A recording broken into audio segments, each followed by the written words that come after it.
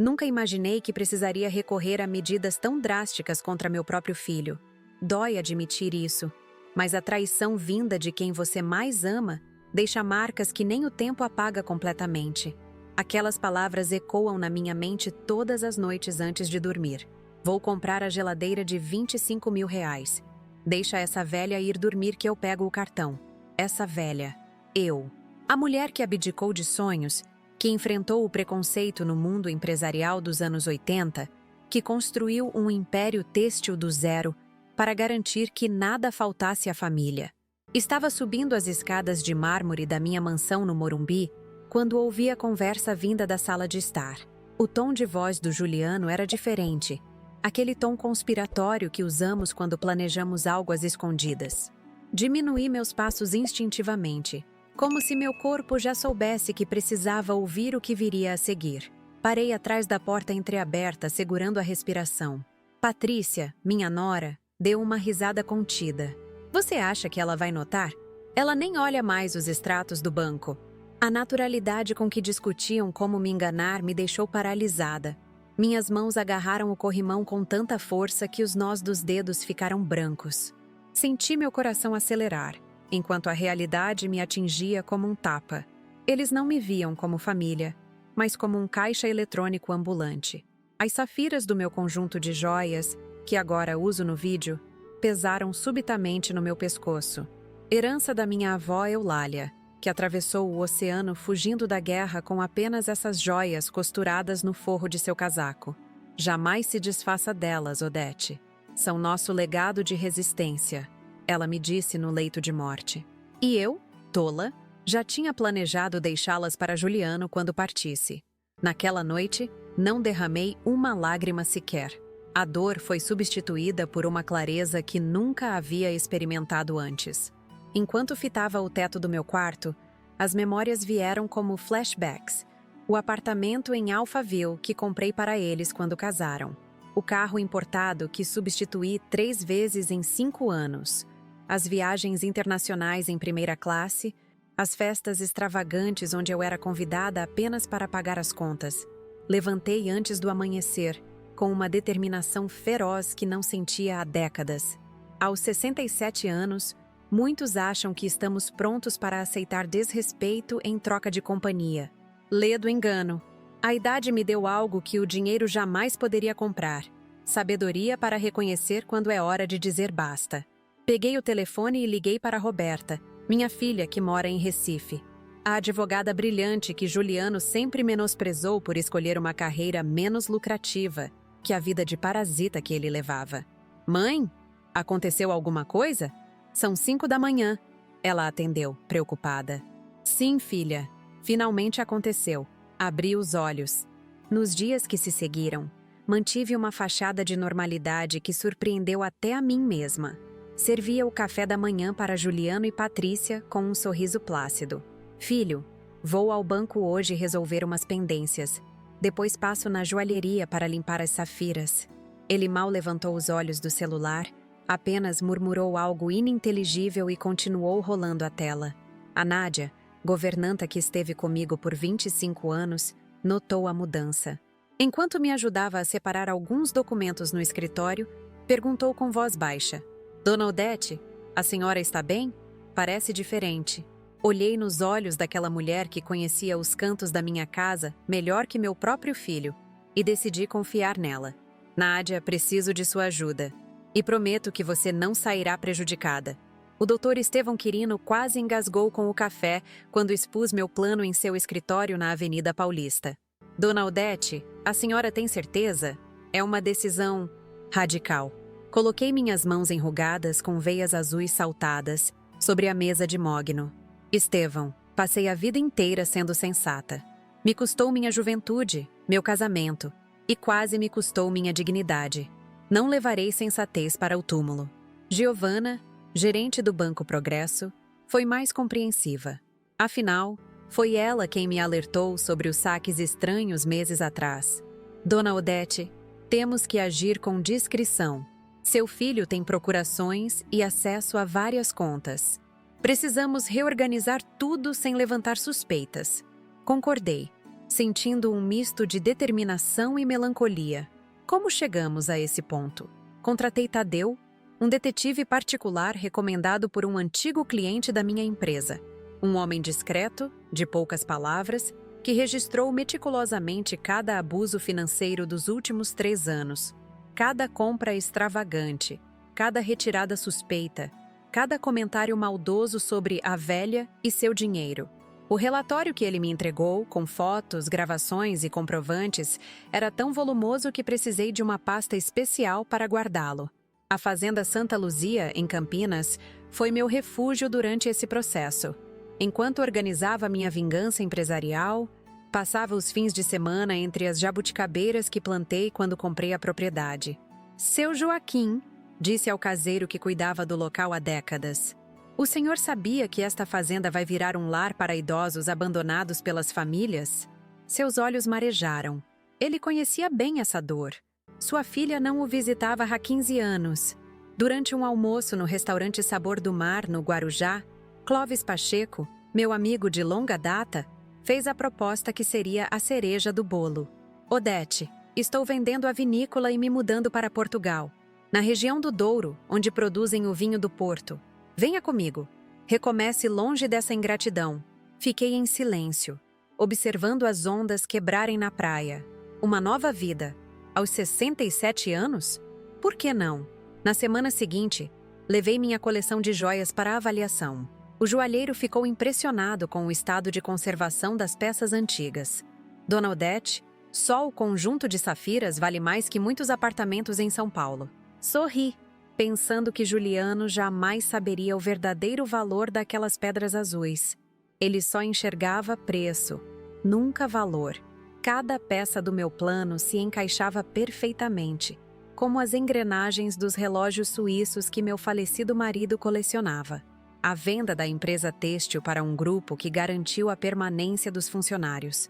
A transferência discreta de bens.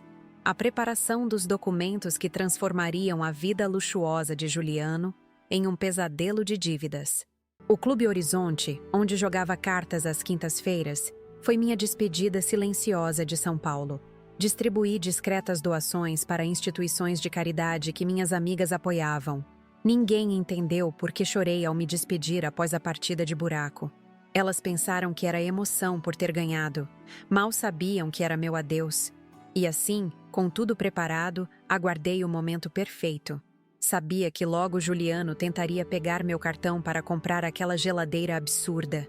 O que ele não esperava era que sua mãe, a velha, como ele dizia, ainda tinha alguns truques na manga. E quando ele abrisse aquele envelope que deixei no lugar do cartão, bem, a surpresa seria inesquecível. A história do meu filho com o dinheiro começou de forma sutil, quase imperceptível. Pequenos empréstimos que nunca eram devolvidos, presentes cada vez mais caros que ele precisava para manter as aparências.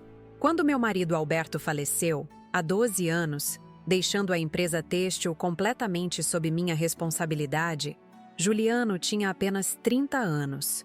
Eu esperava que a ausência do pai o fizesse amadurecer, assumir responsabilidades no negócio familiar. Em vez disso, o oposto aconteceu. Mãe, estou pensando em fazer um MBA no exterior. Seria bom para assumir a empresa no futuro. Ele disse, 3 meses após o funeral. Investi quase R$500 mil naquele curso. Paguei apartamento em Londres, despesas, viagens. Ele voltou 1 ano depois, sem o diploma, alegando que o curso não atendia suas expectativas. Mais tarde descobri, através de um antigo colega dele, que Juliano mal pisava nas aulas, passando a maior parte do tempo em baladas e viagens pela Europa. Mesmo assim, continuei acreditando que era apenas uma fase. Ele está sofrendo com a perda do pai, justificava para minhas amigas no Clube Horizonte, enquanto elas trocavam olhares de preocupação. Todos processamos o luto de maneiras diferentes. Foi nessa época que conheceu Patrícia, durante uma festa na cobertura de um amigo em Pinheiros. Ela trabalhava como relações públicas de uma marca de champanhe francesa e tinha acabado de voltar ao Brasil após alguns anos em Paris. Linda, sofisticada e com um gosto caríssimo, Patrícia parecia o par perfeito para meu filho. Ao menos era o que eu pensava. O noivado durou apenas 2 meses. Mãe, encontramos o apartamento perfeito em Alphaville. Tem vista para o lago, academia, 5 suítes. Juliano mostrou as fotos no celular durante um jantar no restaurante Sabor do Mar. Patrícia, ao seu lado, mantinha aquele sorriso enigmático que eu demoraria anos para decifrar. É um investimento, entende? Imóveis só valorizam naquela região. Assinei o cheque de entrada naquela mesma noite. 3 milhões de reais. O apartamento ficaria no meu nome, é claro, como garantia. Apenas até eu conseguir um financiamento próprio, explicou meu filho. Esse financiamento nunca veio. Em vez disso, nos anos seguintes, vieram os pedidos para mobiliar o imóvel. A cozinha italiana, os sofás importados, as obras de arte contemporâneas que seriam um excelente investimento. O casamento foi realizado na Fazenda Santa Luzia. Contratei os melhores fornecedores de São Paulo. 300 convidados. Orquídeas raras trazidas da Tailândia. Um chefe premiado para o menu degustação de 7 pratos. Custou mais que muitos apartamentos, mas eu estava feliz. Meu único filho estava se casando, formando família. Eu sonhava com netos correndo pelos corredores da mansão no Morumbi. Esses netos nunca chegaram. Ainda não é o momento, Dona Odete. Patrícia sempre respondia com um sorriso polido quando o assunto surgia. Queremos aproveitar nossa juventude, viajar, conhecer o mundo. E viajar eles conheceram. Paris, Tóquio, Nova York, Dubai. Sempre em primeira classe, sempre nos hotéis mais exclusivos. E sempre com o meu cartão de crédito. Enquanto isso, eu continuava a administrar a empresa que meu marido e eu construímos com tanto sacrifício. Acordava às 5 da manhã, mesmo após os 60 anos, para verificar a produção, negociar com fornecedores, aprovar as coleções. A senhora deveria se aposentar, sugeriu o Dr. Estevão durante uma reunião. Deixar o Juliano assumir. Eu ri, sem humor. E quem administraria o Juliano? As visitas do meu filho à mansão tornaram-se cada vez mais raras e previsíveis. Sempre coincidiam com o esgotamento do limite do cartão de crédito ou com alguma necessidade financeira específica. Mãe, estou pensando em abrir um negócio, anunciou durante um desses almoços estratégicos. Um clube privado para executivos, algo exclusivo, mais 2 milhões investidos. O clube nunca saiu do papel. O dinheiro, por outro lado, evaporou em menos de 3 meses. Patrícia também desenvolveu sua própria estratégia. Aparecia na mansão sozinha, normalmente nas tardes de quinta-feira, quando sabia que eu voltava mais cedo do escritório. Trazia pequenos presentes, chocolates belgas, lenços de seda, e conversava sobre banalidades enquanto sutilmente deslizava para o verdadeiro motivo da visita. Ah, Dona Odete, quase esqueci. O aniversário da minha mãe está chegando, e vi um conjunto de joias divino na Brilhante. Mas o Juliano anda tão preocupado com os negócios. Eu cedia, sempre cedia.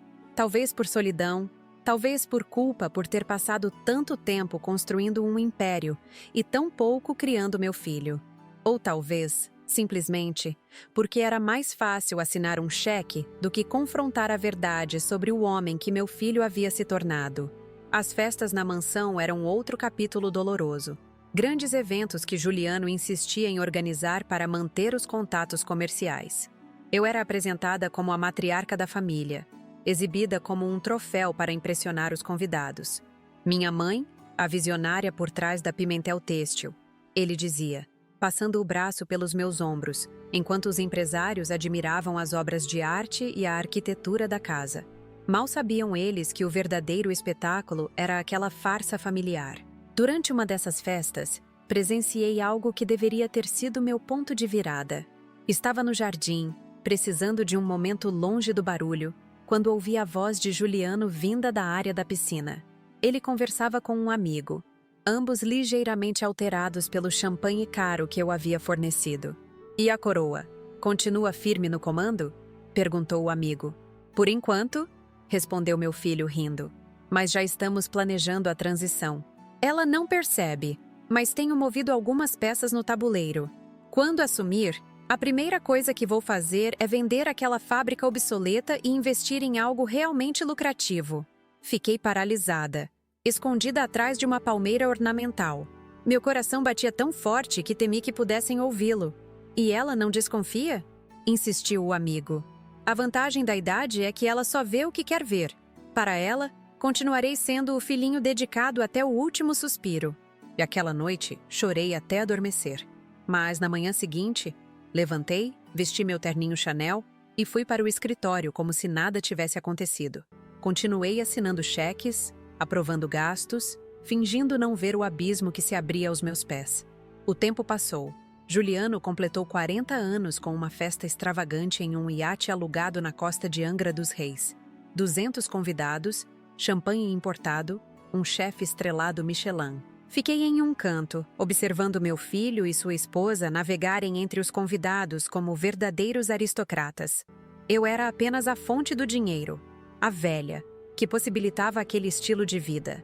Foi nesse evento que conheci Clóvis Pacheco. Viúvo, dono de uma vinícola renomada, ele parecia tão deslocado quanto eu naquela celebração de excessos. Também foi arrastado para cá por um filho? Perguntou, sentando-se ao meu lado com uma taça de água com gás. Expliquei que era a mãe do aniversariante. Ah, a famosa Odete Pimentel. Seu filho fala muito da senhora. Fiquei curiosa sobre o que Juliano diria a meu respeito para um estranho. Disse que a senhora é a razão do sucesso dele, que aprendeu tudo sobre negócios com você. Clóvis e eu nos tornamos amigos. Ele era um homem culto, que construiu seu negócio do zero, como eu. Conversávamos sobre vinhos, literatura, viagens que gostaríamos de fazer. Era refrescante estar com alguém que não queria nada de mim além da minha companhia. Enquanto isso, as demandas financeiras de Juliano e Patrícia só aumentavam. O apartamento em Alphaville precisou ser reformado completamente após apenas 5 anos. Está ultrapassado, mãe. O carro importado foi substituído por um modelo ainda mais caro. As viagens internacionais tornaram-se mais frequentes e prolongadas. E então vieram as aplicações financeiras suspeitas. É um investimento revolucionário, explicou Juliano, mostrando planilhas impressionantes em seu notebook. Poucos têm acesso a essa oportunidade. Investimos, ou melhor, investi R$500 mil inicialmente. Depois, mais 1 milhão. Os retornos prometidos nunca se materializaram completamente. Sempre havia uma explicação: flutuações do mercado, crises internacionais, a necessidade de mais capital para alcançar o ponto de equilíbrio. Foi Giovanna, gerente do Banco Progresso há mais de uma década, quem primeiro acendeu o alerta vermelho. Dona Odete, notei movimentações atípicas em suas contas, saques significativos, transferências para empresas offshore. Ela mostrou os extratos, apontando para operações que eu nunca havia autorizado. Seu filho tem procuração, mas achei prudente verificar diretamente com a senhora. Naquele momento, o castelo de areia que eu havia construído com minhas justificativas e negações começou a desmoronar. Solicitei um levantamento completo das movimentações dos últimos 5 anos. O resultado foi devastador. Mais de R$4 milhões haviam sido drenados das minhas contas para destinos questionáveis. Contratei discretamente o detetive Tadeu para investigar. Homem de poucas palavras e muita eficiência, ele me trouxe revelações ainda mais dolorosas. As empresas nas quais Juliano supostamente investia meu dinheiro eram, em sua maioria, fantasmas. O clube exclusivo para executivos nunca passou de uma fachada. E havia mais. Meu filho mantinha um apartamento em Jardins que eu desconhecia completamente, onde recebia amigas, enquanto Patrícia viajava. A senhora quer que eu continue a investigação? Perguntou Tadeu, após me entregar o primeiro relatório. Sua expressão normalmente impassível mostrava um traço de compaixão. Assenti, enxugando lágrimas silenciosas. Quero saber tudo, cada centavo, cada mentira. Os meses seguintes foram um exercício de autocontrole e planejamento meticuloso. Durante o dia, continuava sendo a mãe generosa e ingênua que Juliano esperava. À noite, trabalhava com o Dr. Estevão, Giovanna e Tadeu, desenhando minha estratégia de libertação. A senhora entende que isso significa cortar relações com seu filho? Questionou o Dr. Estevão durante uma de nossas reuniões secretas. Ele provavelmente nunca a perdoará. Estevão, ele já cortou relações comigo há muito tempo, respondi, sentindo uma calma surpreendente. Apenas mantenha a fachada porque ainda precisa do meu dinheiro. No momento em que isso acabar, acabará também qualquer pretensão de afeto. Roberta, minha filha que morava em Recife, foi minha grande aliada nesse processo. Advogada competente, ela voava para São Paulo quinzenalmente, sempre com a desculpa de casos jurídicos complexos. Na verdade, vinha para me ajudar a reorganizar meu império financeiro, preparando-o para o grande golpe que eu planejava. Tem certeza disso, mãe? Perguntou Roberta durante um de nossos encontros secretos na Fazenda Santa Luzia. Estávamos sentadas sob uma jabuticabeira centenária, longe de ouvidos indiscretos. Entendo sua dor, mas é uma decisão irreversível. Olhei para o horizonte, para os campos que um dia sonhei que meus netos explorariam. Filha, já perdi seu irmão há muito tempo. Só estava me recusando a enxergar. Agora preciso salvar o que resta da minha dignidade. E assim, cada peça do meu plano foi cuidadosamente posicionada. Transferências bancárias estratégicas, documentos assinados, propriedades negociadas. Tudo feito com a discrição de uma operação militar de alta precisão. A mansão no Morumbi, que para muitos simbolizava meu sucesso empresarial, tornou-se uma peça central no tabuleiro. Avaliei-a secretamente, surpreendendo-me com seu valor atual no mercado imobiliário de São Paulo. Negociei sua venda com a família Pacheco. Clóvis comprava para seu filho que retornava do exterior, com uma condição especial. A transação só seria finalizada após minha partida. As joias de família, especialmente o conjunto de safiras que pertenceu à minha avó Eulália, foram avaliadas e seguradas. Seu valor histórico e monetário surpreenderia Juliano, que sempre as viu apenas como peças antigas, sem entender seu verdadeiro significado. Em meio a esses preparativos, continuava minha vida aparentemente normal. Comparecia às reuniões da empresa, jantava ocasionalmente com Juliano e Patrícia, frequentava o Clube Horizonte para minhas partidas de cartas. Ninguém, exceto meu círculo íntimo de confiança, suspeitava da tempestade que se aproximava. Até que chegou aquela noite fatídica.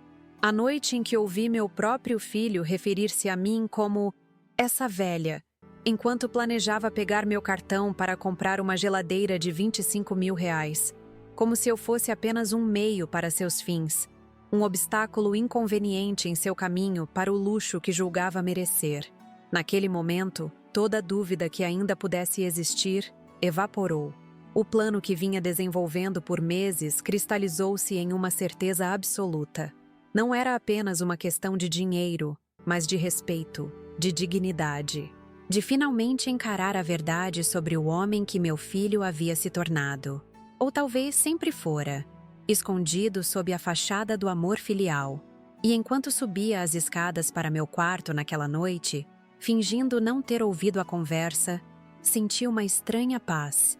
O ciclo de manipulação e abuso financeiro que dominara nossa relação por tantos anos estava prestes a se encerrar.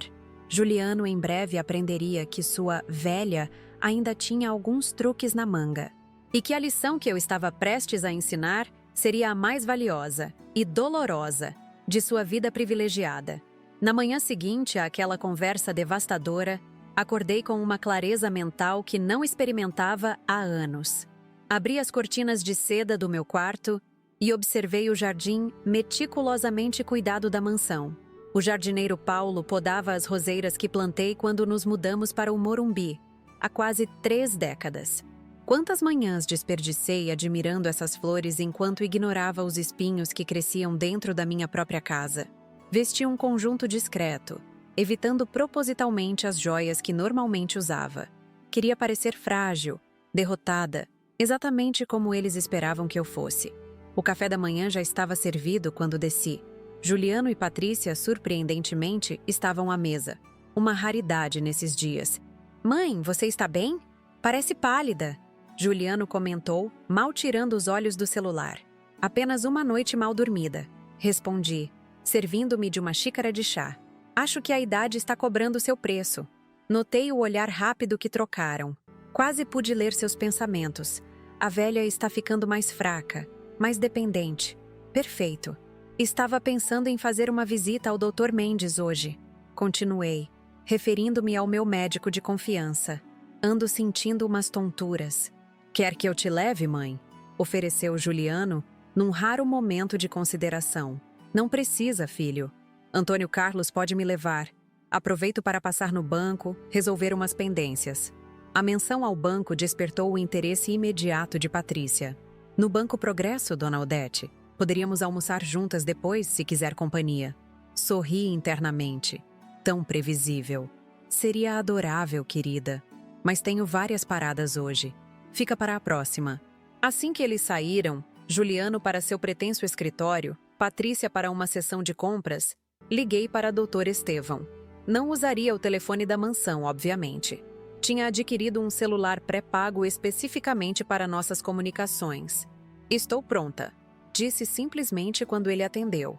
Tem certeza absoluta? Sua voz transmitia preocupação genuína. Mais certeza impossível. Ative o plano. Hoje. A primeira parada foi realmente o consultório do Dr. Mendes, não por estar doente, mas porque precisava de um aliado médico. Expliquei minha situação de forma resumida, omitindo detalhes financeiros. Odete, conheço você há 30 anos, ele disse, após ouvir atentamente. Nunca te vi tomar uma decisão sem ponderar todos os ângulos. Se chegou a esse ponto, deve ter bons motivos. Saí de lá com um atestado médico recomendando repouso e redução de estresse. Um documento que seria útil para justificar futuras indisposições enquanto executava meu plano. O Banco Progresso ficava num edifício histórico no centro financeiro de São Paulo. Trabalhava com eles desde a fundação da empresa têxtil. Giovana já me esperava em sua sala privativa. Dona Odete, preparamos tudo conforme suas instruções. Ela disse, mostrando uma pasta com documentos. A nova estrutura corporativa está pronta para ser implementada. Preciso apenas das assinaturas finais. Passei as 2 horas seguintes assinando papéis que efetivamente reorganizavam todo o meu patrimônio. Contas foram encerradas, outras abertas. Procurações revogadas. Novas diretrizes de investimento estabelecidas. A cada assinatura sentia um peso sendo retirado dos meus ombros. E quanto à transferência internacional? Perguntei, referindo-me à parte mais delicada do plano. Tudo preparado. Os fundos serão movimentados em pequenos lotes via Portugal, conforme a estratégia do Dr. Estevão. Nada que levante suspeitas. E quanto à linha de crédito aberta em nome do Juliano? Giovana sorriu discretamente. Aprovada ontem. Ele poderá acessá-la normalmente. O que ele não sabe é que cada centavo retirado ficará oficialmente registrado como empréstimo pessoal, com juros e garantias atreladas aos bens que transferimos para o nome dele. Saindo do banco, dirigi-me ao escritório de advocacia Quirino e Associados. Dr. Estevão me recebeu pessoalmente, conduzindo-me através da recepção elegante até sua sala privativa, com vista para o Parque Ibirapuera.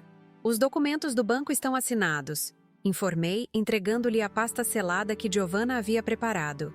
Qual o próximo passo? Ele abriu uma pasta diferente, extraindo um conjunto de escrituras. Estas são as transferências de propriedade.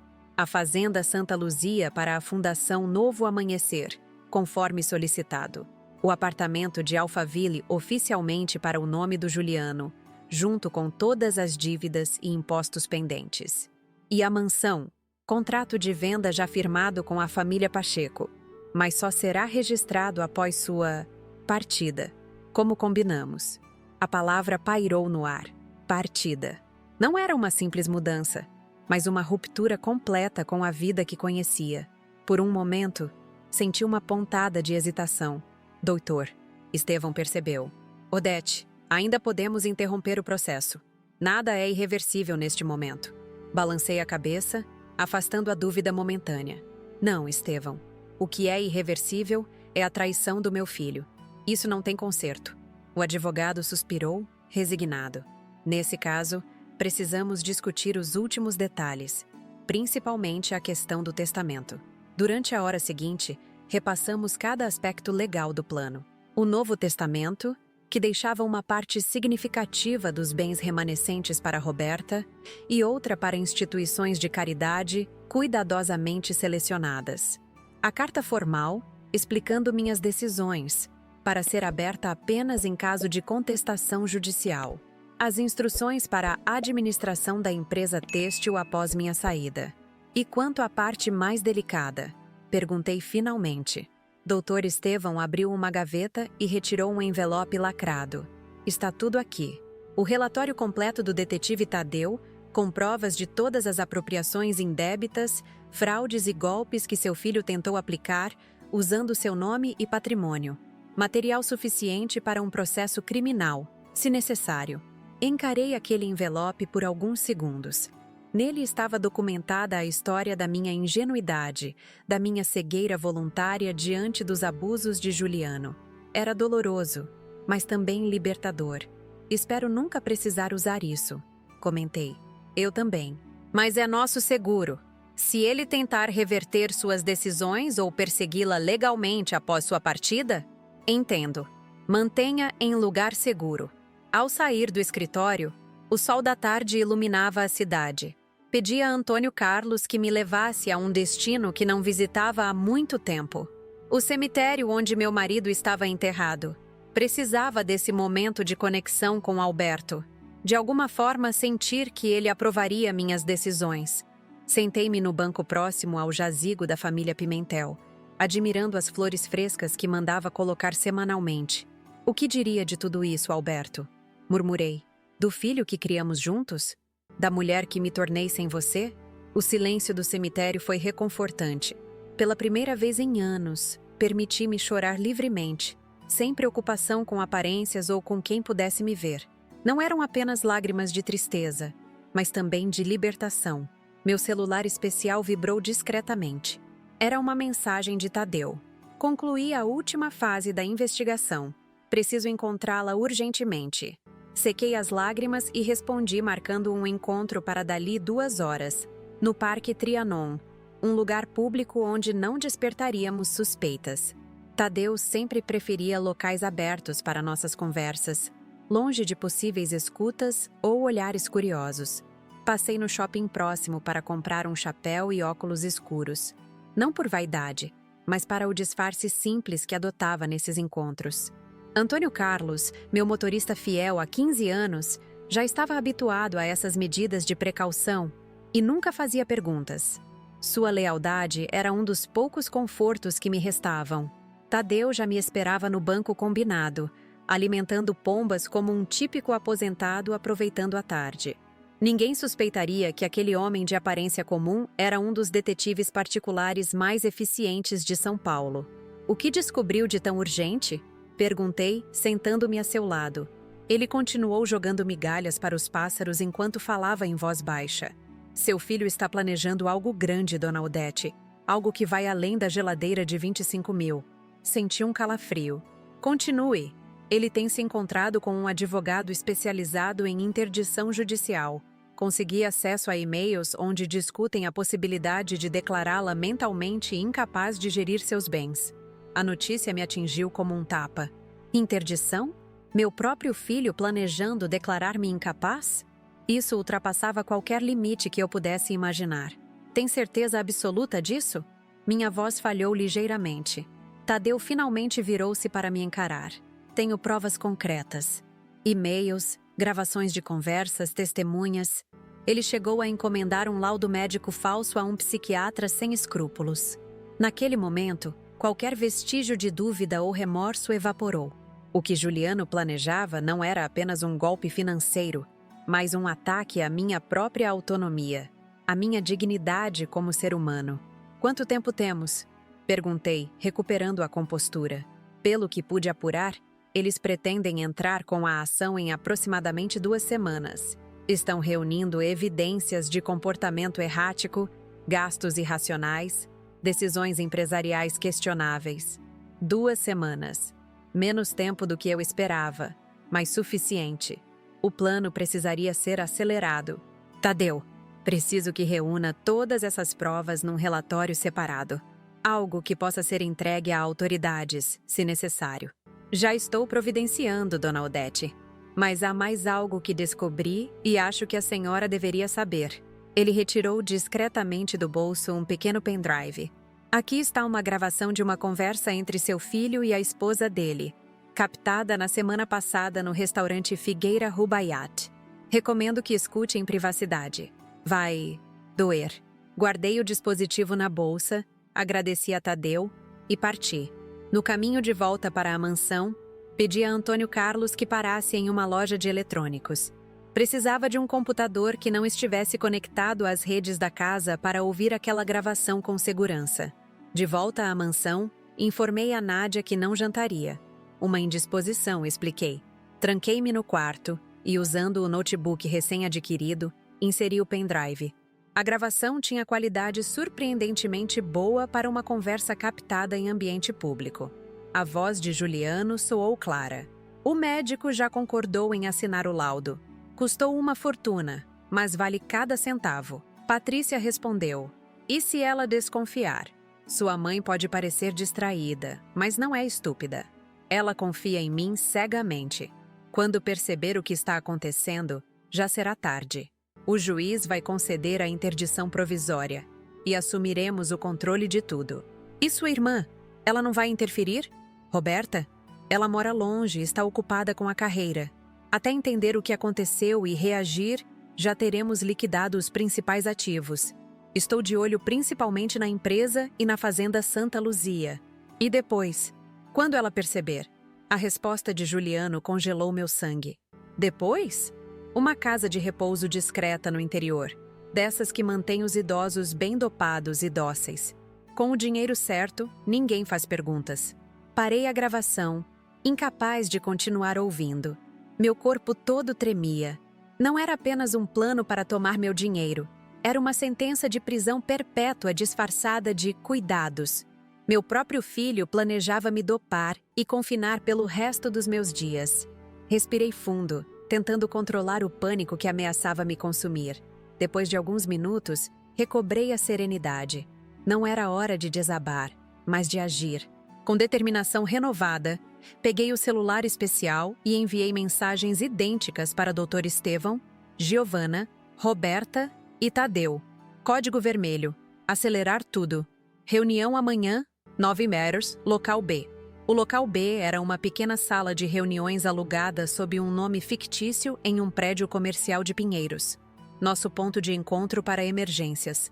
Naquela noite, dormi surpreendentemente bem, como alguém que finalmente entende completamente a batalha que está prestes a travar. Na manhã seguinte, fingi uma ligeira indisposição durante o café. Nada exagerado, apenas o suficiente para justificar minha saída para consultar o médico sem levantar suspeitas. Juliano mal prestou atenção, ocupado com suas próprias maquinações. Todos já estavam presentes quando cheguei ao local B. Até Clóvis Pacheco havia sido convocado, sua presença solicitada por mim na noite anterior. Expliquei a situação sem rodeios, incluindo o plano de interdição descoberto por Tadeu. Precisamos antecipar tudo, concluí. Não temos 2 semanas, temos dias, talvez horas antes que ele perceba que descobrimos seus planos. Vou acionar os procedimentos bancários imediatamente, garantiu Giovana. As transferências internacionais podem começar hoje mesmo. Os documentos de propriedade já estão prontos, acrescentou o Dr. Estevão. Posso registrá-los ainda esta semana. E quanto à sua saída do país? Perguntou Clóvis. Minha oferta de Portugal continua de pé. Só precisarei de um pouco mais de tempo, respondi. Algumas coisas não podem ser apressadas sem levantar suspeitas. Roberta, que havia voado de Recife especialmente para a reunião, segurou minha mão. Mãe, venha para minha casa enquanto organizamos tudo. Lá ele não poderá alcançá-la. Balancei a cabeça. Não, filha. Seria o primeiro lugar onde ele procuraria. Preciso manter a aparência de normalidade até o último momento. A reunião durou 3 horas. Ao final, tínhamos um plano de ação detalhado, com responsabilidades claramente definidas para cada pessoa. Estávamos preparados para uma corrida contra o tempo e contra a ganância do meu próprio filho. Voltei para a mansão com uma sensação estranha de calma.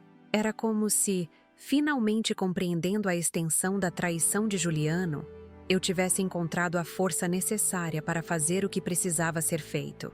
Nos dias seguintes, mantive uma rotina aparentemente normal, enquanto cada engrenagem do plano se movia discretamente.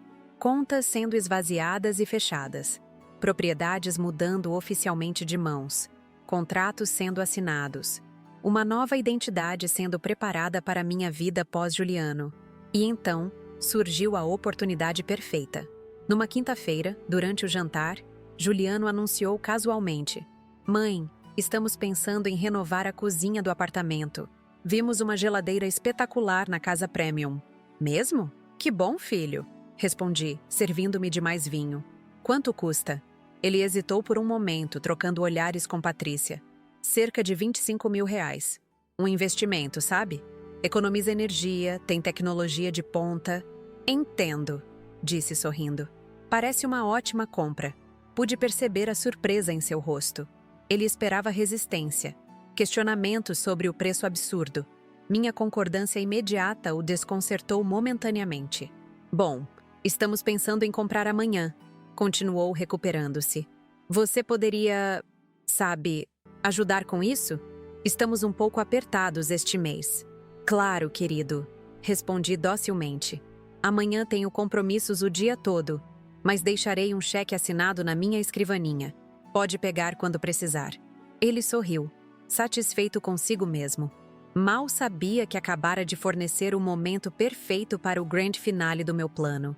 A geladeira de R$ 25.000 seria a última gota, e também o último presente que receberia de sua velha mãe. Naquela noite, enquanto preparava o envelope que deixaria no lugar do cheque, senti uma estranha mistura de emoções. Tristeza pelo filho que perdi, ou talvez nunca tenha realmente tido. Raiva pela traição, pela desumanização que ele planejava. Mas, acima de tudo, uma sensação poderosa de libertação. Amanhã, quando Juliano viesse buscar seu cheque, encontraria muito mais do que esperava. E assim, com tudo preparado, deitei-me pela última vez naquela casa que por tanto tempo chamei de lar. Amanhã começaria minha nova vida. Uma vida sem Juliano, sem manipulações, sem medo.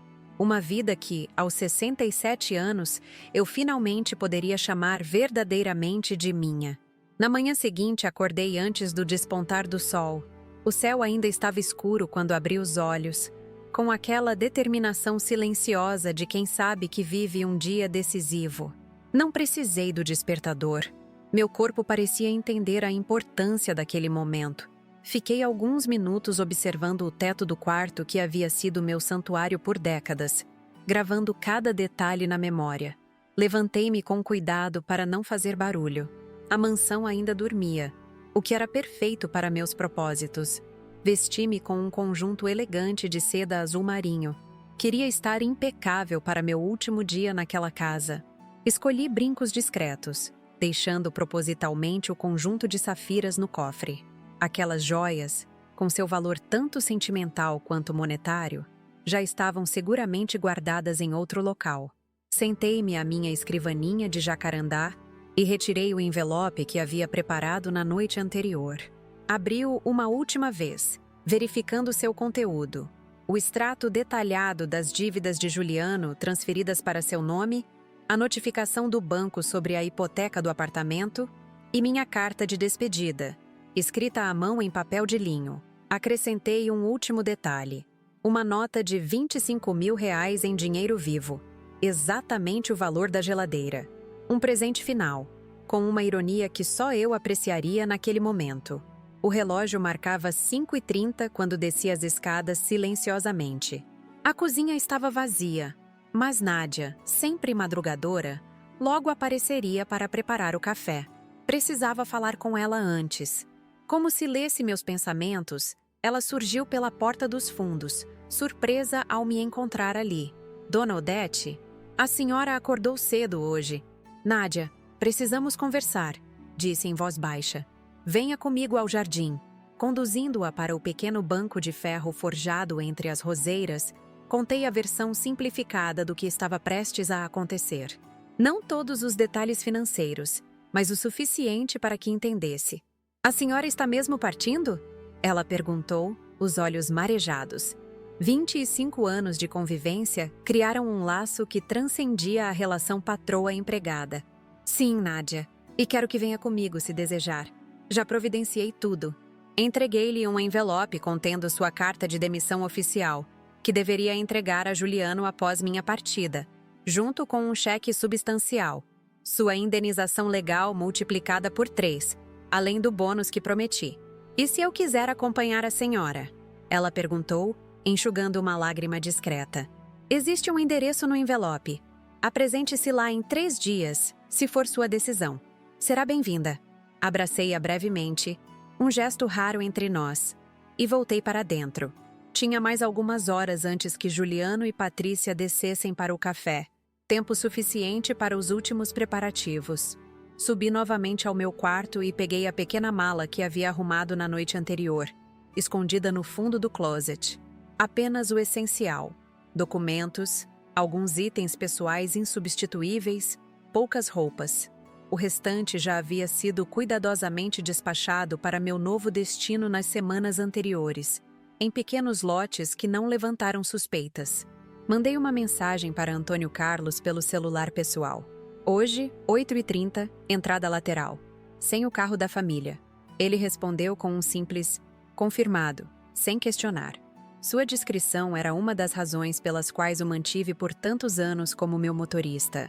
Voltei à escrivaninha e coloquei o envelope com o nome de Juliano em destaque sobre a superfície polida, exatamente onde ele esperaria encontrar o cheque para sua preciosa geladeira.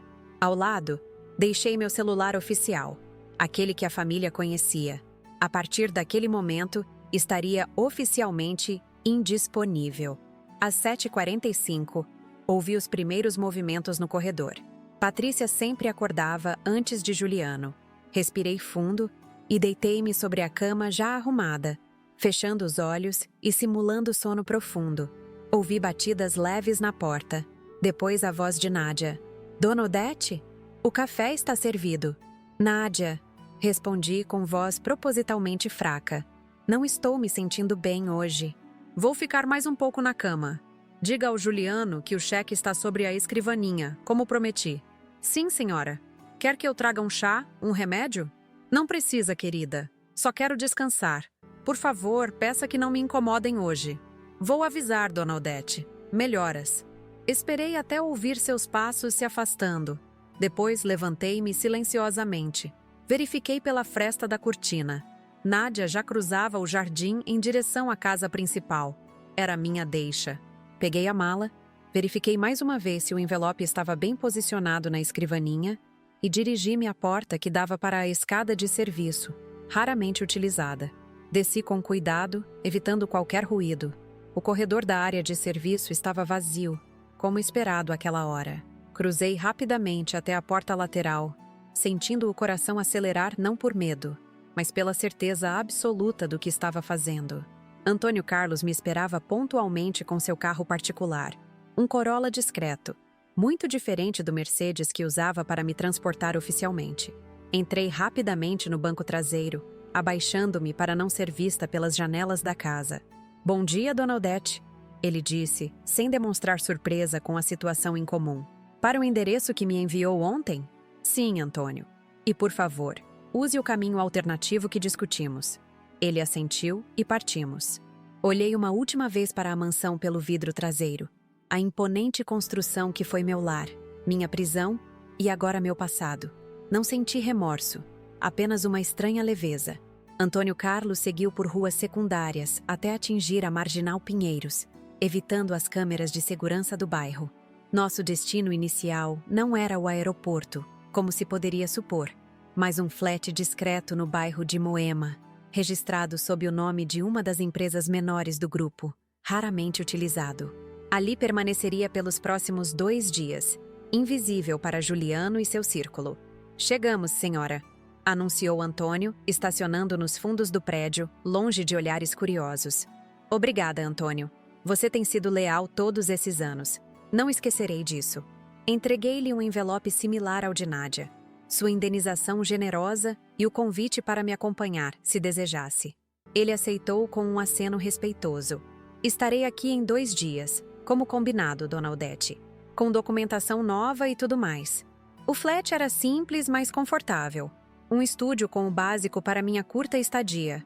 Instalei-me rapidamente e liguei meu novo celular, aquele que apenas 5 pessoas no mundo tinham o número. Havia mensagens de todos os envolvidos no plano, confirmando que suas partes estavam em andamento. Fiquei particularmente ansiosa pela mensagem de Tadeu, que estaria monitorando discretamente a mansão para me informar sobre a reação de Juliano ao descobrir meu presente. Ela não demorou a chegar, por volta das 10h30. Movimento na mansão. Filho saiu apressado, aparentemente perturbado. Pegou o carro pessoalmente, sem o motorista. Esposa ficou, fazendo várias ligações. E imaginei a cena. Juliano indo ao meu quarto, encontrando o envelope em vez do cheque esperado. Sua expressão mudando ao ler o conteúdo. A raiva inicial, depois a confusão, finalmente o pânico ao compreender as implicações completas. Teria ele corrido para o banco? Para seu advogado? Ambos seriam inúteis agora. As horas seguintes foram surreais. Instalada naquele flat anônimo, acompanhei através das mensagens de Tadeu o desmoronamento do castelo de areia que Juliano construíra. Segundo seu relato, meu filho visitou freneticamente o banco, o escritório do advogado especializado em interdição, e finalmente retornou à mansão, onde uma discussão acalorada com Patrícia pôde ser observada através das janelas. Por volta das 15 horas, recebi a ligação de Giovanna. Dona Odete, ele esteve aqui, exigindo acesso às contas, gritando, ameaçando processar o banco. Tivemos que chamar segurança. Quando mostrei a documentação provando que as contas haviam sido legalmente encerradas ou transferidas, ele quase desmaiou. E as novas contas? Estão seguras? Perguntei, preocupada com a possibilidade de Juliano tentar alguma manobra legal de emergência. Absolutamente.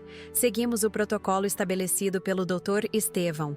Nem com uma ordem judicial ele conseguiria acessá-las agora. No final da tarde, foi a vez de Dr. Estevão ligar.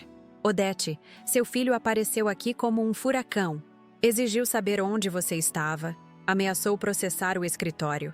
Quando mostrei a documentação de transferência do apartamento para o nome dele, inclusive a hipoteca e impostos atrasados, ficou pálido.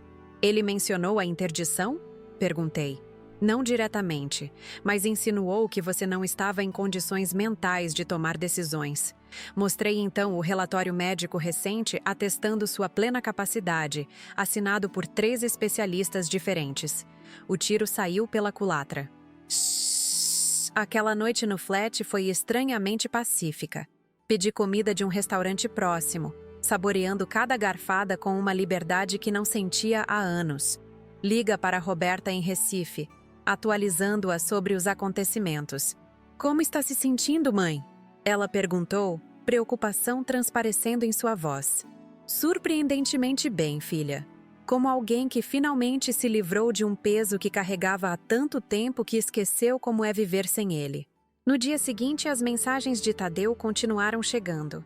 Juliano havia visitado desesperadamente vários bancos, tentando levantar recursos. Sem sucesso. Seu nome agora estava vinculado a dívidas substanciais. Seu crédito completamente comprometido. Patrícia havia saído da mansão com várias malas. Destino desconhecido, mas Tadeu suspeitava ser a casa dos pais dela. No final da tarde, a notícia que eu secretamente esperava. Representantes da família Pacheco chegaram à mansão. Mostraram documentos aos seguranças. Caminhão de mudança agendado para amanhã, 10 horas. Sorri para mim mesma. Clóvis havia acionado a cláusula final da venda da mansão. Seu filho estava assumindo a propriedade imediatamente, como previsto em nosso acordo caso eu deixasse a residência. Às 19 horas, recebi a ligação de Nádia. Dona Odete, entreguei minha carta de demissão como a senhora instruiu. O senhor Juliano ficou furioso. Me acusou de estar envolvida. Disse que... Nádia, respire fundo e me conte o que aconteceu. Pedi preocupada com sua segurança. Ele gritou, disse coisas terríveis sobre a senhora. Patrícia fez as malas. Disse que não ficaria num barco afundando. Os funcionários estão confusos. Ninguém sabe o que acontece. E então chegou um senhor dizendo que a casa tem novo dono, que eles têm 24 horas para sair. Você está segura, Nádia? Sim. Saí imediatamente após entregar a carta. Estou na casa da minha irmã em Santana. Ótimo. Em 2 dias, se ainda quiser, o endereço no envelope está esperando. O segundo dia no flat passou lentamente. Evitei sair, mesmo sabendo que Juliano dificilmente me procuraria ali. Ele desconhecia completamente a existência daquela propriedade. Aproveitei o tempo para finalizar detalhes da minha partida e refletir sobre os acontecimentos. Não sentia prazer com o sofrimento de meu filho, apenas uma estranha sensação de justiça sendo feita. Ele havia planejado me confinar numa casa de repouso, dopada e isolada, enquanto dilapidava meu patrimônio. O que eu fizera foi apenas inverter o jogo, usando suas próprias armas contra ele. Na manhã do 3º dia, recebi a visita de Dr. Estevão, trazendo os documentos finais para minha assinatura e meu novo passaporte. Não falso, mas emitido com o nome de solteira de minha mãe, que mantive legalmente como segundo sobrenome, mas raramente utilizava. Era eu mesma, apenas uma versão menos reconhecível para quem pudesse me procurar. As passagens estão confirmadas para amanhã, informou. Clóvis já está em Portugal, preparando tudo para sua chegada. E a empresa? A transição de gestão está ocorrendo conforme planejamos. O conselho aceitou a carta de afastamento por tempo indeterminado. A equipe executiva que você selecionou assumiu o comando, reportando-se ao conselho independente. Seu filho tentou interferir, mas foi barrado na entrada. Antônio Carlos chegou pontualmente às 15 horas, como combinado. Trazia notícias da mansão. O caminhão de mudança apareceu como previsto. O Sr. Juliano tentou impedir. Houve discussão. Quase chamaram a polícia.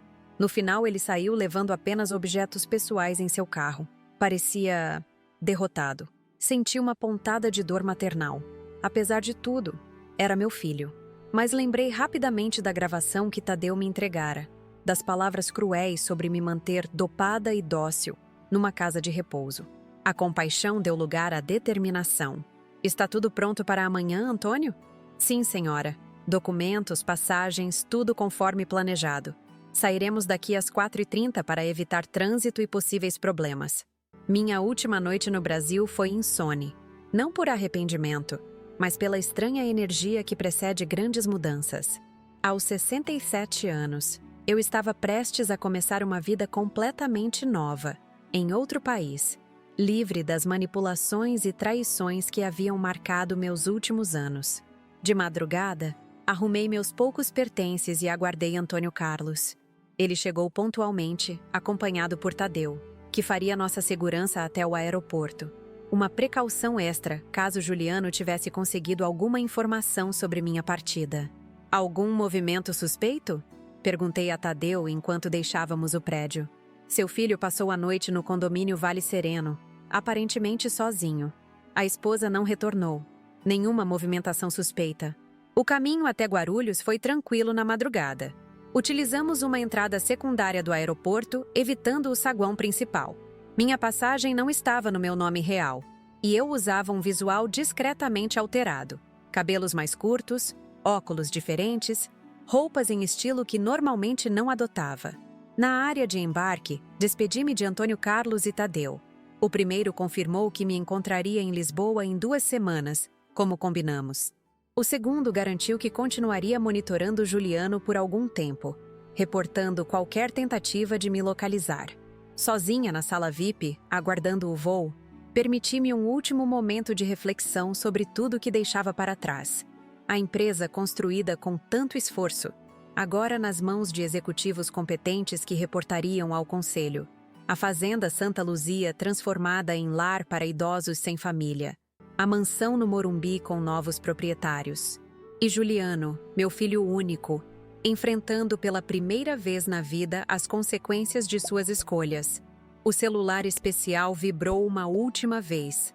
Era uma mensagem de Giovanna. Ele acabou de sair do banco, tentou ativar a linha de crédito que providenciamos, descobriu que cada retirada está gerando juros e multas automáticas. Está oficialmente afundado em dívidas, exatamente como planejamos. Desliguei o aparelho e removi o chip, que seria descartado antes do embarque. Daquele momento em diante, Apenas 5 pessoas no mundo poderiam me contatar, através de canais seguros estabelecidos previamente. Quando a chamada para o embarque soou, levantei-me com a dignidade tranquila de quem fez o que precisava ser feito. Não olhei para trás ao cruzar o portão. Minha vida no Brasil terminava ali. Os 67 anos que incluíam triunfos empresariais, um casamento, maternidade, viuvez e, finalmente, traição e renascimento. O avião decolou pontualmente, ganhando altitude sobre São Paulo. Observei pela janela a cidade que foi meu lar por toda a vida tornar-se gradualmente menor, até desaparecer entre nuvens. Em algumas horas, pousaria em Lisboa, onde Clóvis me esperava para o início de um capítulo completamente novo. E quanto a Juliano? Bem, ele tinha agora sua geladeira de R$25 mil para consolá-lo. Como deixei escrito no bilhete final: espero que o frio dela refresque sua consciência. Uma lição cara, sem dúvida, mas necessária. 6 meses se passaram desde que deixei o Brasil. Lisboa me recebeu com seu clima ameno e ruas de paralelepípedos que sobem e descem pelas 7 colinas da cidade. Clóvis havia preparado tudo com uma eficiência impressionante. Um apartamento charmoso no bairro da Lapa, com vista para o Tejo, documentação impecável e uma nova identidade social, que me permitia recomeçar sem levantar suspeitas. Adaptei-me com surpreendente facilidade à vida portuguesa. Há algo neste país que acolhe os brasileiros de uma forma única. O idioma similar, mas com suas peculiaridades encantadoras. A gastronomia reconfortante, o ritmo mais pausado. Nas manhãs, desenvolvi o hábito de tomar café em uma pastelaria tradicional próxima de casa. O garçom, um senhor de cabelos grisalhos chamado Manuel, já conhecia meu pedido.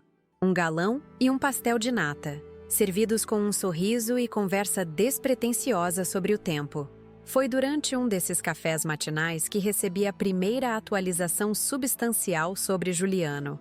Antônio Carlos, que cumpriu sua promessa e juntou-se a mim em Portugal 2 semanas após minha chegada, trouxe consigo um relatório detalhado preparado por Tadeu. "A senhora deveria ler isto em casa", sugeriu, entregando-me discretamente um pendrive dentro de um livro de poesia portuguesa. Algumas informações são perturbadoras. Naquela tarde, confortavelmente instalada na varanda do meu apartamento, conectei o dispositivo ao laptop e abri os arquivos. O relatório começava de forma objetiva, detalhando os acontecimentos imediatos após minha partida. Dia 1 pós-partida, Juliano Pimentel despejado da mansão do Morumbi. Tentativa frustrada de obter liminar judicial para suspender a venda. Pernoitou no condomínio Vale Sereno. Dia 2. Reunião com advogados. Descoberta da transferência completa da empresa para o Conselho Administrativo. Nova tentativa de contestação judicial. Indeferida por falta de fundamentos legais. Dia 3. Patrícia Moraes solicita separação formal através de seu advogado. Exige partilha de bens que não existem mais. Discussão violenta no escritório do advogado, testemunhada por funcionários. A leitura prosseguiu, descrevendo a espiral descendente da vida de meu filho. As dívidas acumulando-se exponencialmente devido aos juros estratosféricos que Dr. Estevão incluíra nos contratos. O corte dos cartões de crédito. A apreensão do carro importado por falta de pagamento. A recusa de amigos em ajudá-lo financeiramente, revelando a fragilidade das relações construídas apenas sobre interesses materiais. Uma fotografia anexada mostrou Juliano saindo de uma agência bancária. Aparência descuidada. Olheiras profundas. Irreconhecível comparado ao homem elegante e arrogante que costumava desfilar em eventos sociais. Senti um aperto no coração. Aquela dor materna que persiste apesar de tudo. Mas continuei lendo. Semana 3. Tentativa de vender o apartamento em Alphaville. Impossibilitado pela hipoteca e dívidas atreladas ao imóvel. Início de processo de despejo por falta de pagamento do condomínio acumulado. Semana 4. Primeira tentativa de contato com Roberta em Recife. Recusado.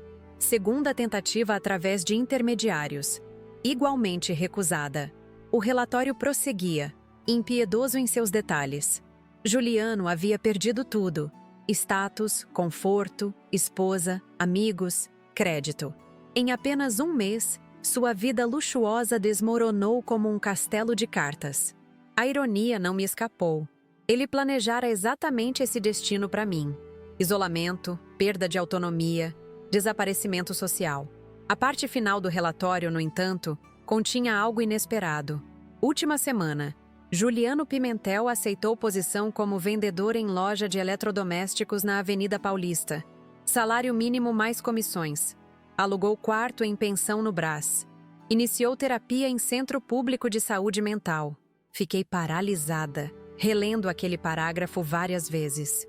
Juliano, trabalhando honestamente pela primeira vez na vida, morando numa pensão simples, buscando ajuda psicológica, era difícil acreditar que meu filho, criado entre luxos e privilégios, estivesse realmente tentando reconstruir-se a partir do zero.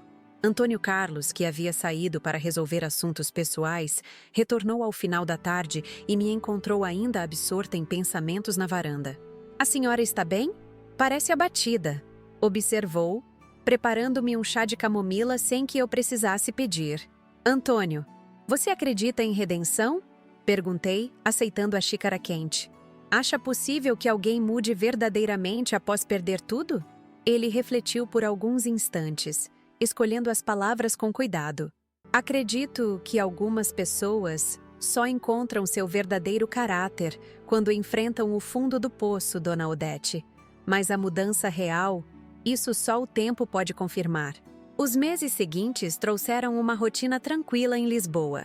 Clóvis e eu desenvolvemos uma amizade que gradualmente floresceu em algo mais profundo.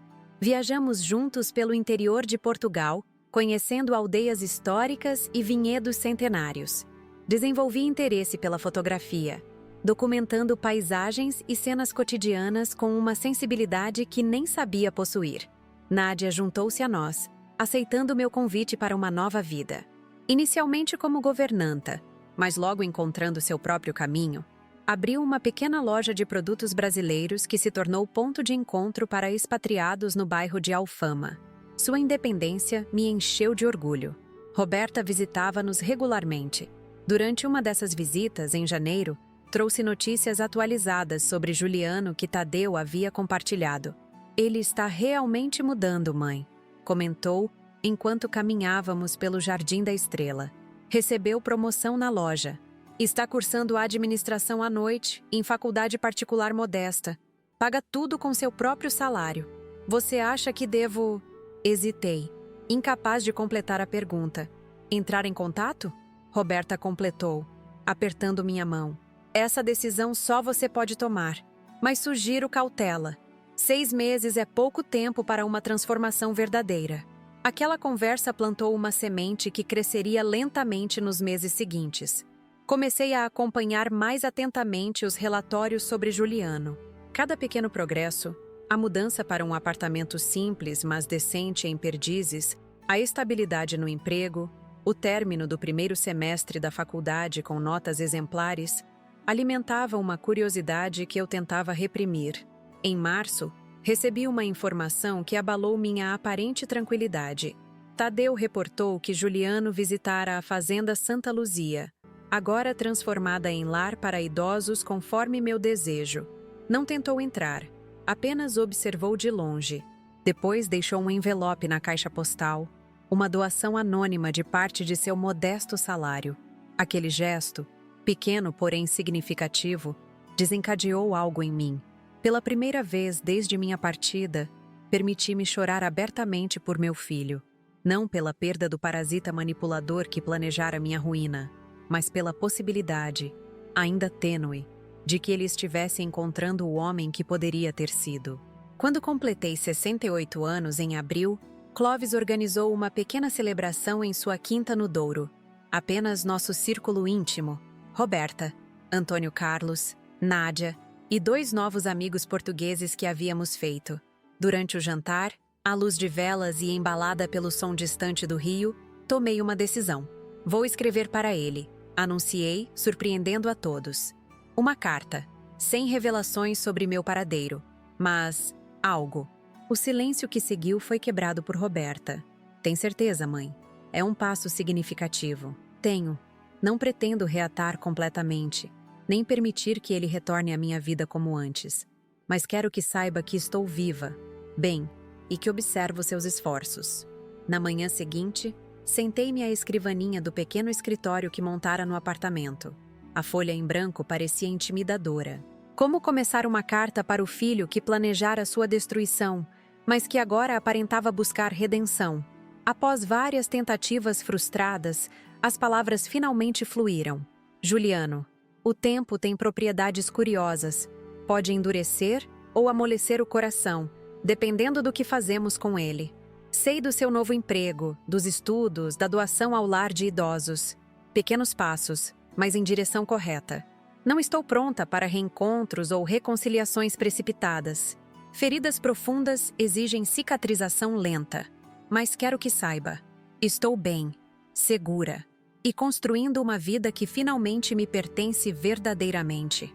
Talvez um dia nossos caminhos se cruzem novamente, quando ambos estivermos prontos. Até lá, continue construindo o homem que escolheu se tornar. Não por mim, mas por você mesmo. O.P. Rele várias vezes, considerando cada palavra. Não revelava meu paradeiro, nem oferecia perdão explícito, apenas reconhecimento e uma tênue possibilidade futura. Entreguei a carta a Tadeu durante sua visita a Lisboa no mês seguinte, com instruções específicas sobre como entregá-la indiretamente. Junho trouxe uma surpresa inesperada. Clóvis me convidou para conhecer sua nova aquisição, uma pequena vinícola em Porto Alegre, região do Alentejo conhecida por vinhos excepcionais. Durante o passeio pelas videiras antigas, ele parou subitamente, segurando minhas mãos com aquela solenidade que imediatamente me alertou sobre o que viria. Odete, aos 70 anos, nunca imaginei encontrar alguém que me fizesse querer compartilhar o restante da minha vida. Não pretendo desperdiçar o tempo que nos resta com convenções desnecessárias. Então serei direto. Gostaria de se casar comigo? A pergunta, embora não totalmente inesperada dado o desenvolvimento de nossa relação, ainda me pegou desprevenida. Casar novamente, após décadas de viuvez e os traumas recentes? Mas então percebi, este homem com sua integridade tranquila e respeito genuíno, representava exatamente o tipo de parceria que eu merecia nesta fase da vida. Sim, respondi simplesmente, sentindo uma alegria serena que contrastava com a ansiedade que caracterizara tantas de minhas decisões passadas. Sim, quero compartilhar esta nova vida com você. O casamento foi celebrado em agosto, numa cerimônia íntima na própria vinícola. Apenas nossos amigos mais próximos, incluindo Roberta e seu marido, que vieram especialmente do Brasil. Optei por um vestido azul turquesa em vez do tradicional, usando finalmente o conjunto completo de safiras que herdara de minha avó, não como símbolo de status, mas como conexão com minha história familiar. Foi durante a recepção, enquanto conversava com um enólogo português, que Roberta me puxou discretamente para um canto do jardim. Mãe, preciso te contar algo. Recebi uma ligação de Tadeu hoje cedo. Seu tom sério imediatamente me alarmou. Aconteceu alguma coisa com Juliano? Perguntei, sentindo aquela pontada familiar de preocupação materna. Sim e não. Ele recebeu sua carta há 2 semanas. Ontem, após seu expediente na loja, sofreu um acidente. Um motorista embriagado invadiu a calçada. Nada gravíssimo. Perna quebrada, algumas costelas trincadas. Mas está hospitalizado. Meu corpo inteiro gelou. Por mais complicada que fosse nossa relação, a ideia de meu filho ferido e sozinho em um hospital atingiu-me profundamente. Tem mais, continuou Roberta, notando minha palidez. Quando deu entrada no hospital, estava consciente e repetia uma frase. Preciso responder à minha mãe. Preciso dizer que entendi. Tinha sua carta no bolso, amassada de tanto ser relida. Aquelas palavras me atingiram como um raio. A imagem de Juliano, ferido e vulnerável, agarrando-se à minha breve mensagem, provocou uma emoção que pensei ter enterrado meses atrás. O que você pretende fazer? Perguntou Roberta delicadamente. Olhei ao redor. Para meu novo marido conversando animadamente com convidados. Para este lugar encantador que se tornara meu lar. para a vida que construí cuidadosamente após escapar das manipulações de Juliano. Seria sensato arriscar tudo isso por um filho que planejara minha ruína? Por outro lado, poderia realmente ignorar este momento crítico? Esta possível janela para uma reconciliação genuína? Após alguns instantes de reflexão silenciosa, tomei minha decisão. Não voltarei ao Brasil, disse finalmente. Seria imprudente e prematuro, mas gostaria que você entregasse algo a ele pessoalmente. Na manhã seguinte, enquanto Clovis ainda dormia, escrevi uma segunda carta, mais longa e detalhada. Não revelava meu paradeiro exato, mas compartilhava fragmentos de minha nova vida, o casamento recente, meu interesse em fotografia, as pequenas alegrias cotidianas que descobrira em Portugal. Acrescentei também algo que não planejava inicialmente, uma chave USB contendo fotos digitalizadas da família ao longo dos anos. Juliano criança na praia de Guarujá, adolescente orgulhoso em sua formatura, jovem adulto ao lado do pai no escritório da empresa. Memórias de tempos mais simples, antes que o dinheiro e a ganância envenenassem nossa relação. Entregue isto a ele quando estiver recuperado, instruí Roberta, que partiria de volta ao Brasil no dia seguinte. E diga que estou disposta a receber uma carta dele, através de você, por enquanto. Nos meses seguintes, mantive-me ocupada com minha nova vida. Clovis e eu alternávamos entre o apartamento em Lisboa e a vinícola no Alentejo. Comecei a estudar enologia formalmente, fascinada pelo processo de transformação da uva em vinho. Talvez uma metáfora para minha própria transformação pessoal. Em novembro, quase um ano após minha dramática partida do Brasil, Roberta me visitou novamente, trazendo consigo um envelope volumoso. Ele escreveu várias versões antes de se decidir por esta. Explicou, entregando-me o pacote. Pediu que você lesse sozinha. Esperei até a noite, quando teria privacidade completa. Clovis, respeitando meu espaço, saiu para jantar com amigos. Sentei-me na varanda, sob o céu estrelado de Lisboa, e abri o envelope com dedos trêmulos. A carta de Juliano era extensa. 12 páginas escritas à mão, em uma caligrafia que oscilava entre cuidadosa e desesperada. Começava com um reconhecimento direto. Sempre soube que o dinheiro não comprava amor, mas nunca imaginei que pudesse destruí-lo tão completamente. Prosseguia detalhando sua jornada após minha partida.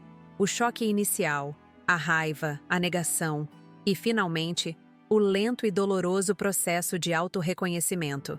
Descrevia, sem autocomiseração, a perda de tudo que julgava importante. O status, o conforto material, as falsas amizades, e como essa perda eventualmente o forçou a enxergar o vazio de sua existência anterior. Trabalhar honestamente pela primeira vez aos 42 anos é uma experiência humilhante e reveladora, escrevia. Vender geladeiras, ironicamente, para ganhar meu sustento me ensinou mais sobre valor real do que todas as transações financeiras que realizei antes. A parte mais difícil de ler foi sua admissão sobre o plano de interdição. Não há justificativa para o que planejei fazer com você. Era monstruoso, desumano. Muitas noites acordo em pesadelos onde sou eu quem está preso naquela casa de repouso, dopado e abandonado. Talvez seja justo. Um lembrete do destino que planejei para quem me deu a vida. Ao final, não pedia perdão explicitamente. Um sinal de maturidade que me surpreendeu. Em vez disso, escrevia: não espero recuperar sua confiança ou amor. Ambos precisam ser reconquistados, se isso for possível algum dia. Apenas quero que saiba que entendo agora a lição que você me ensinou. Não sobre dinheiro ou consequências, mas sobre dignidade humana e o verdadeiro significado de família. Seja onde estiver, espero que encontre a paz e felicidade que merece. Terminei a leitura com lágrimas silenciosas escorrendo pelo rosto. Não eram lágrimas de tristeza ou raiva, mas de algo mais complexo. Um luto pelo que perdemos, combinado com uma tênue esperança pelo que ainda poderia ser recuperado. Naquela noite, sob o céu estrelado de Lisboa, contemplei o longo e tortuoso caminho que nos trouxe até aqui. A vingança que planejei meticulosamente havia funcionado de maneiras que jamais previ, não apenas como punição, mas possivelmente como redenção, tanto para Juliano quanto para mim. Ainda não estava pronta para um reencontro. Talvez nunca estivesse, mas pela primeira vez desde que ouvi aquelas palavras cruéis, deixa essa velha ir dormir, permiti-me considerar a possibilidade de que meu filho pudesse, verdadeiramente, ter encontrado seu caminho de volta à humanidade que pensei ter perdido para sempre. Guardei sua carta cuidadosamente na escrivaninha. Amanhã, ou talvez na próxima semana, responderia.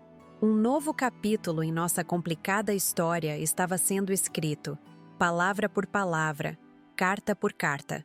O final permanecia incerto, mas ao menos agora havia uma narrativa além da traição e vingança, uma possibilidade, ainda que frágil, de compreensão mútua. E isso, por enquanto, era suficiente. Minha história começou com palavras que quebraram meu coração. Vou comprar a geladeira de R$ 25.000. Deixa essa velha ir dormir que eu pego o cartão. Palavras do meu próprio filho, Juliano, que via em mim apenas uma fonte de recursos para sustentar seu estilo de vida extravagante.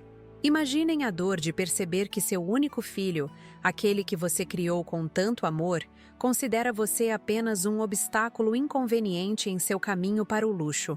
Por anos, fechei meus olhos para a verdade. Financiei apartamentos em Alphaville, carros importados, viagens internacionais, festas suntuosas. Tudo em nome do amor maternal, enquanto ele e Patrícia, sua esposa interesseira, esgotavam não apenas meu dinheiro, mas também minha dignidade. Aos 67 anos, descobri que eles não planejavam apenas continuar explorando minha generosidade. Pretendiam me interditar judicialmente, me declarar incapaz e me confinar em uma casa de repouso onde estaria dopada e dócil, enquanto dilapidavam meu patrimônio. Foi então que decidi agir. Com a ajuda de pessoas leais como o doutor Estevão, meu advogado, Giovana do Banco Progresso, o detetive Tadeu e minha filha Roberta, elaborei um plano meticuloso para recuperar minha autonomia e ensinar uma lição inesquecível a meu filho. Transferi dívidas para seu nome, doei propriedades, reorganizei a empresa têxtil que construí com tanto esforço e preparei minha saída definitiva do Brasil. Na noite decisiva, quando Juliano planejava pegar meu cartão enquanto eu supostamente dormia, deixei apenas um envelope com um extrato de suas dívidas.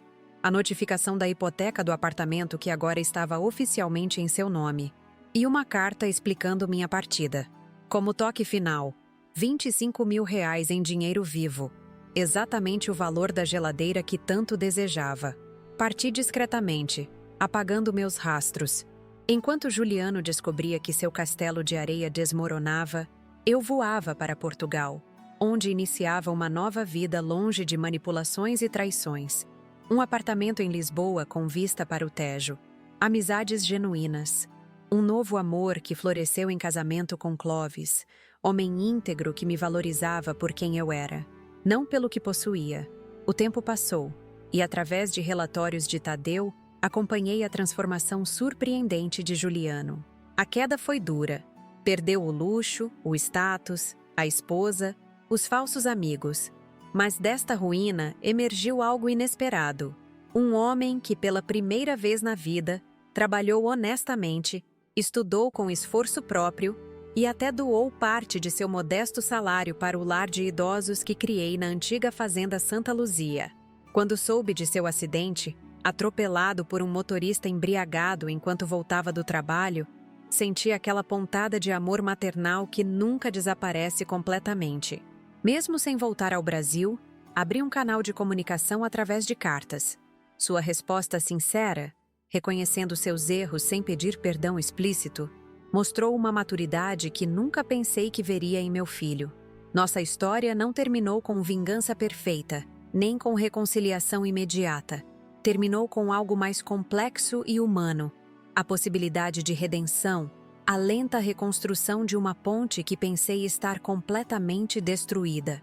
As cicatrizes permaneceriam, mas talvez, algum dia, pudéssemos olhar um para o outro com um entendimento que transcende a mágoa. Esta jornada me ensinou que, mesmo aos 67 anos, nunca é tarde para recomeçar, nunca é tarde para exigir respeito. Nunca é tarde para dizer basta a quem nos maltrata, mesmo sendo família. O amor verdadeiro não se mede por quanto você tolera ser explorado, mas pela coragem de estabelecer limites saudáveis. Aprendi também que a vingança pode ser justiça, quando executada não com ódio, mas com precisão cirúrgica. Não destruí meu filho. Destruí o parasita que ele havia se tornado, permitindo que o homem por trás da máscara finalmente emergisse. Ao perder tudo que julgava importante, ele encontrou algo muito mais valioso: sua própria humanidade. Minha vida em Portugal agora é tranquila e plena. Estudo enologia na vinícola de meu marido no Alentejo. Fotografo paisagens e cenas cotidianas com olhos que aprenderam a valorizar belezas simples.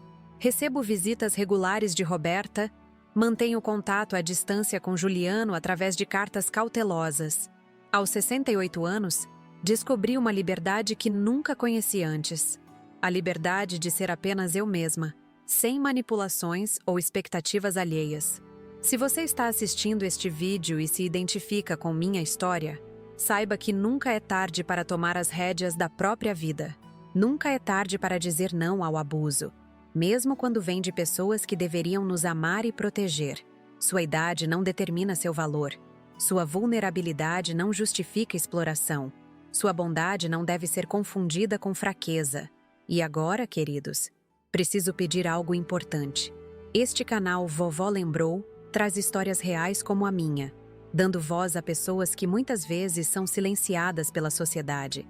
Histórias de coragem, de superação, de dignidade recuperada. Para continuarmos esse trabalho, precisamos do seu apoio.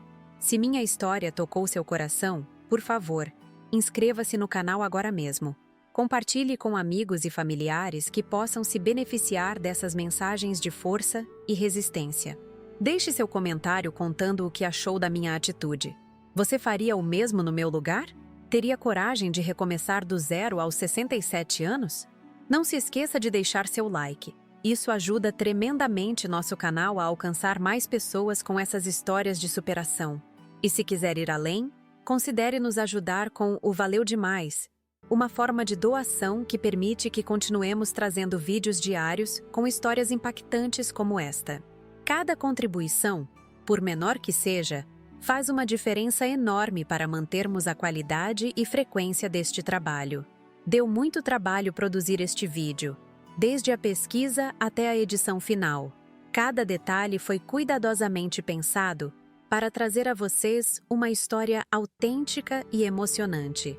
Seu apoio através de comentários, likes, inscrições e valeu demais é o que nos motiva a continuar. Não deixe que sua voz ou a de seus entes queridos seja silenciada pela idade ou posição de vulnerabilidade. Como mostrei na minha história, sempre há uma saída, sempre há esperança, sempre há uma chance de recomeço, mesmo quando tudo parece perdido. Agradeço imensamente por terem acompanhado minha jornada até aqui. Da mansão no Morumbi até o apartamento em Lisboa, das manipulações de Juliano até a liberdade que conquistei.